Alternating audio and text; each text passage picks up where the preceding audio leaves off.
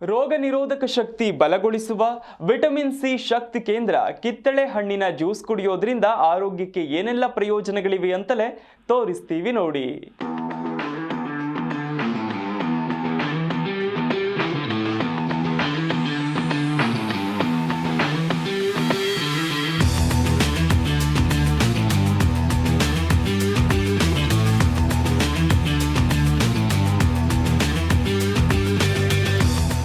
ಬಹುತೇಕ ಮನೆಗಳಲ್ಲಿ ದಿನದ ಆರಂಭ 1 ಕಪ್ ಬಿಸಿ ಚಹಾದಿಂದಲೇ ಆಗುತ್ತೆ. ಆದರೆ ಬೆಳಿಗ್ಗೆ ಖಾಲಿ ಹೊಟ್ಟೆಯಲ್ಲಿ ಚಹಾ ಕುಡಿಯೋದು ಎಲ್ಲರಿಗೂ ಆರೋಗ್ಯಕರವಲ್ಲ ಎಂಬ ವಿಚಾರವನ್ನ ಹಲವರು ಗಮನಿಸೋದಿಲ್ಲ. ಕೆಫೀನ್ ಮತ್ತು ಟ್ಯಾನಿನ್ಗಳಿಂದ ಕೂಡಿರುವ ಚಹಾ ಕೆಲವರಿಗೆ ಆಮ್ಲೀಯತೆ, ಉಬ್ಬರ ಹಾಗೂ ನಿರ್ಜಲೀಕರಣದ ಸಮಸ್ಯೆ ಉಂಟು ಮಾಡಬಹುದು. ಇದೇ ವೇಳೆ ಬೆಳಗ್ಗೆ ಎದ್ದ ಕೂಡಲೇ 1 ಲೋಟ ವಿಟಮಿನ್ ಸಿ ಭರಿತ ಕಿತ್ತಳೆ ರಸವನ್ನ ಕುಡಿಯೋದ್ರಿಂದ ದೇಹದಲ್ಲಿ ಸಕಾರಾತ್ಮಕ ಬದಲಾವಣೆಗಳು ಕಾಣಿಸಿಕೊಳ್ಳಬಹುದು.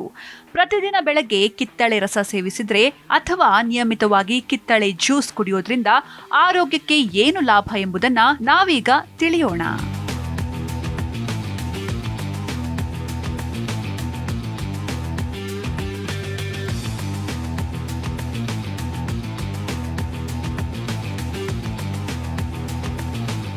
ಕಿತ್ತಳೆ ರಸವು ವಿಟಮಿನ್ ಸಿ, ಫೋಲೇಟ್ ಮತ್ತು ಪೊಟ್ಯಾಷಿಯಂನ ಉತ್ತಮ ಮೂಲವಾಗಿದೆ. ಪ್ರತಿದಿನ ಇದನ್ನ ಸೇವಿಸೋದ್ರಿಂದ ರೋಗ ನಿರೋಧಕ ಶಕ್ತಿ ಕ್ರಮೇಣ ಬಲಗೊಳ್ಳುತ್ತೆ. ಸಾಮಾನ್ಯ ಶೀತ, ಕೆಮ್ಮು ಮತ್ತು ದಣಿವು ಕಡಿಮೆಯಾಗೋದನ್ನ ಹಲವರು ಗಮನಿಸುತ್ತಾರೆ. ವಿಟಮಿನ್ ಸಿ ದೇಹದಲ್ಲಿ ಬಿಳಿ ರಕ್ತ ಕಣಗಳ ಉತ್ಪಾದನೆಯನ್ನ ಉತ್ತೇಜಿಸಿ ಸೋಂಕುಗಳ ವಿರುದ್ಧ ಹೋರಾಡಲು ಸಹಾಯ ಮಾಡುತ್ತೆ. 1 ತಿಂಗಳೊಳಗೆ ನಿಮ್ಮ ದೇಹ ಹೆಚ್ಚು ಚುರುಕು ಮತ್ತು ಆರೋಗ್ಯಕರವಾಗಿರುವ ಅನುಭವ ನಿಮಗೆ ಸಿಗಬಹುದು.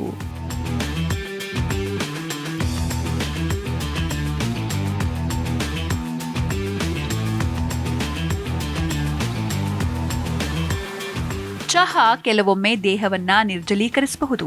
ಇದರಿಂದ ಚರ್ಮ ಮಂಕಾಗಿ ಕಾಣುವ ಸಾಧ್ಯತೆ ಇದೆ. ಆದರೆ ಕಿತ್ತಳೆ ರಸದಲ್ಲಿರುವ ಉತ್ಕರ್ಷಣ ನಿರೋಧಕಗಳು ಮತ್ತು ನೀರಿನ ಅಂಶ ಚರ್ಮವನ್ನ ಒಳಗಿನಿಂದ ಹೈಡ್ರೇಟ್ ಮಾಡುತ್ತೆ. ವಿಟಮಿನ್ ಸಿ ಕಾಲಜನ್ ಉತ್ಪಾದನೆಗೆ ಸಹಾಯ ಮಾಡುತ್ತೆ. ಇದರಿಂದ ಸುಕ್ಕುಗಳು ಕಡಿಮೆಯಾಗತ್ವೆ. ಚರ್ಮ ಹೆಚ್ಚು ತಾಜಾ, ಮೃದು ಮತ್ತು ಹೊಳೆಯುವಂತೆ ಕಾಣುತ್ತೆ. ಕೆಲವು ದಿನಗಳ ನಂತರ ಚರ್ಮದ ಗುಣಮಟ್ಟದಲ್ಲಿ ಸ್ಪಷ್ಟ ವ್ಯತ್ಯಾಸವನ್ನ ನೀವು ಗಮನಿಸಬಹುದು.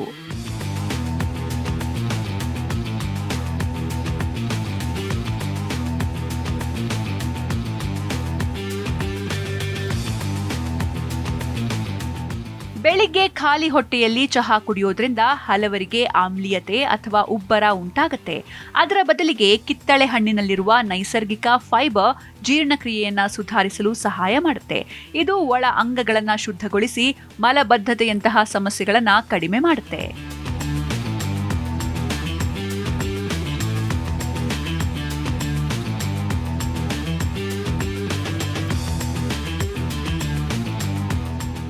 ಚಹಾದಲ್ಲಿನ ಕೆಫೀನ್ ತಕ್ಷಣದ ಉತ್ಸಾಹ ನೀಡುತ್ತೆ, ಆದರೆ ಅದು ಬೇಗನೆ ಕುಸಿದು ಬಿಡುತ್ತೆ. ಕಿತ್ತಳೆ ರಸದಲ್ಲಿರುವ ನೈಸರ್ಗಿಕ ಸಕ್ಕರೆಗಳು ಶಕ್ತಿಯನ್ನ ನಿಧಾನವಾಗಿ ಬಿಡುಗಡೆ ಮಾಡುತ್ತವೆ. ಇದರಿಂದ ಮಧ್ಯಾಹ್ನದವರೆಗೂ ದೇಹ ಚೈತನ್ಯದಿಂದಿರುತ್ತೆ ಮತ್ತು ಅತಿಯಾದ ದಣಿವು ಕಡಿಮೆಯಾಗುತ್ತೆ. ದಿನವಿಡೀ ಸ್ಥಿರ ಶಕ್ತಿಯನ್ನ ಅನುಭವಿಸಲು ಇದು ಸಹಕಾರಿ.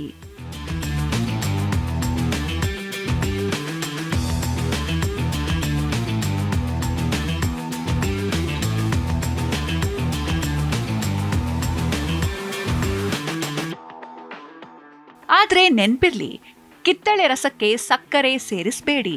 ಪ್ಯಾಕ್ ಮಾಡಿದ ಜ್ಯೂಸ್ಗಳ ಬದಲು ಮನೆಯಲ್ಲೇ ತಾಜಾ ರಸ ತಯಾರಿಸೋದು ಉತ್ತಮ.